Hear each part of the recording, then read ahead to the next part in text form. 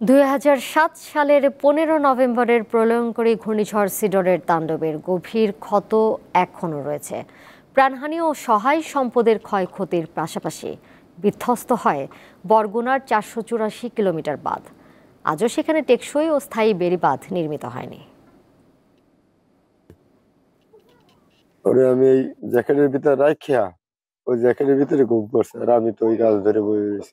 এমন স্রোতে চাপ দিছে আর ছুটিয়া মানে ছিন্ন বিচ্ছিন্ন করে ফেলেছে। পরে আমার হাতটা যদি কাটতে গেলে, পাউডার কাটতে গেলে ওই টিন তো বিভিন্ন দিকে টিন, ঘর বাড়ি, কত মালামাল, কত সাপ গেছে, কত কিছু গেছে। সিডরের ১৭ বছর পার হয়ে গেলেও স্ত্রী আখি ও ৩ বছরের শিশু তানজিলকে হারানোর কষ্ট বয়ে বেড়াচ্ছেন বরগুনা জেলার সালমান।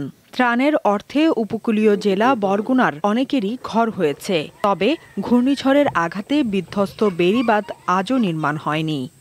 বাড়তে পানি হয়েছে কারণ ওই মাঠটা সমান্য হে পানি তো গেছে গেছে হেয়ে পর আইসি বাড়তে বেনে আই যে ঘর দুয়ার কিছু নাই।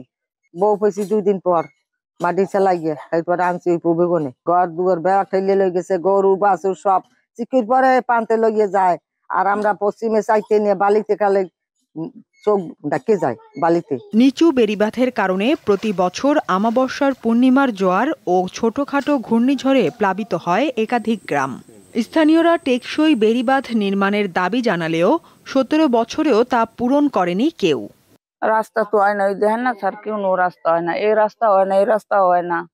তাছাড়া এই আঁশ মুরগি কত কিছু আনলে সব শেষ। জেলা প্রশাসক মহোদয় আছেন, তার মাধ্যমে রাস্তাঘাটগুলো হোক, যে আমাদের ১৭০টি ফ্যামিলির মাঝে যেন মাঝামাঝি একটা সাইকেল সেন্টার হয়। ঘূর্ণিঝড় সিডর কেড়ে নিয়েছিল উপকূলীয় জেলা বরগুনার ১,৩৪৫ জনের প্রাণ। লণ্ডভণ্ড হয়ে গিয়েছিল ৭৭,০০০ ঘরবাড়ি। বিধ্বস্ত হয়েছিল জেলার ৪৮৪ কিলোমিটার বাঁধ। দীপ্ত বার্তা কক্ষ।